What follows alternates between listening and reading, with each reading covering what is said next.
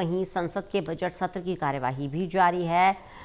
लोकसभा में वित्त मंत्री दिवाला संशोधन विधेयक पेश करेंगी। कृषि और खाद्य सुरक्षा पर रिपोर्ट पेश होगी। कई मंत्रालयों की संसदीय समिति की कार्रवाई रिपोर्ट पेश की जाएगी। वहीं नियम 377 के तहत लोक महत्व के विभिन्न मामले भी उठाए जाएंगे।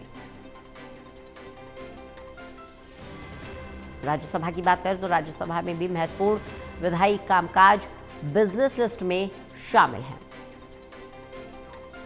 प्रदीप कुमार हमारे साथ, हमारे एसोसिएट एडिटर लगातार बने हुए। प्रदीप जी, क्योंकि बजट सत्र चल रहा है, ऐसे में हर दिन महत्वपूर्ण है। आज की बिजनेस लिस्ट में कौन कौन से महत्वपूर्ण बिल शामिल है?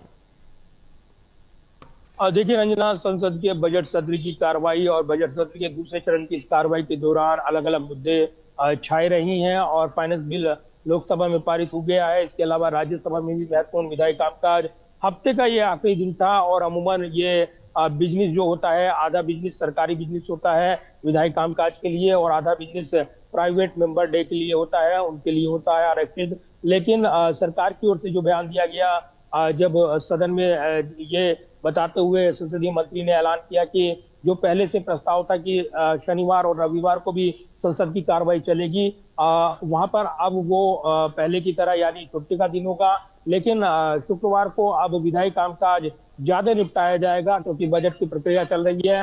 ऐसे में इस कामकाज को निपटाने पर फोकस रहेगा और कई महत्वपूर्ण विधेयक जो हैं दोनों सदनों में लगे हुए हैं। तो बजट प्रक्रिया के तहत अलग अलग मंत्रालयों की जो रिपोर्टें हैं, संसदीय रिपोर्टें हैं, वो पेश की जानी है। इसके अलावा बयान होने हैं। नियम 377 के तहत लोकसभा में जो विषय उठने हैं लोक महत्व के, उन पर भी चर्चा होनी है। तो अलग अलग विषय उठाते हुए सांसद नजर आएंगे।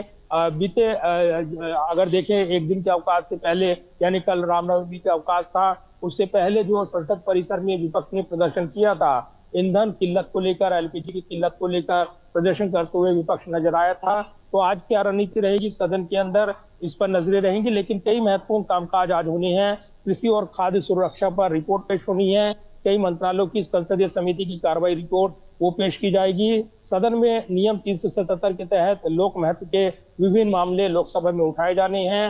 राज्यसभा में भी महत्वपूर्ण बिजनेस लिस्ट में शामिल है। तो कई विधायी कामकाज के अलावा लोकसभा में वित्त मंत्री निर्मला सीतारमण सदन में दिवाला और दिवालियापन संहिता संशोधन विधेयक 2025 पारित करने के लिए पेश करेंगी। संयुक्त समिति के लिए समय विस्तार, जम्मू कश्मीर पुनर्गठन संशोधन और केंद्र शासित प्रदेश सरकार संशोधन विधेयक पर रिपोर्ट के लिए जो 2026 का मानसून सत्र का तक का समय मांगा जाएगा, इस पर चर्चा होगी।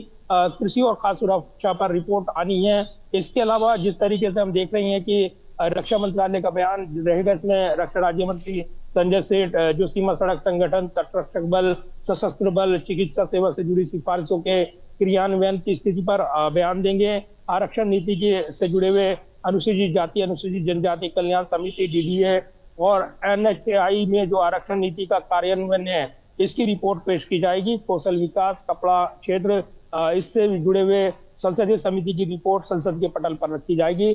तो प्रश्नकाल की कार्रवाई काफी महत्वपूर्ण रहेगी। तो काफी महत्वपूर्ण ये सत्र की कार्रवाई रहती है और इस दौरान कई मुद्दे हैं जो विपक्ष राज्य से जुड़े विषय उठाते हुए नजर आता है। तो इस हफ्ते की कार्रवाई का आखिरी दिन है और निश्चित तौर पर सदन की कार्रवाई पर नजरें लगी हैं। 11 बजे सदन की कार्रवाई दोनों सदनों में शुरू हो जाएगी। चलिए, बहुत बहुत शुक्रिया प्रदीप जी हमारे साथ जुड़ने के लिए, इस जानकारी के लिए।